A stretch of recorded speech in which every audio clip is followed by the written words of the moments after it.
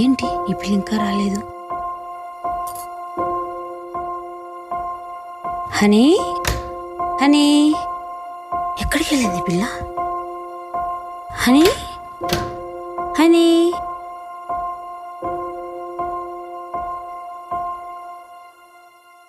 Honey,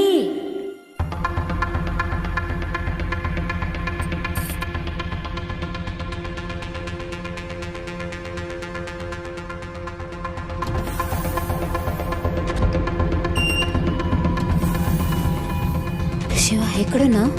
వస్తున్నా, దగ్గరలోనే ఉన్నా. సరే తొందరగా వచ్చి. విజయ్,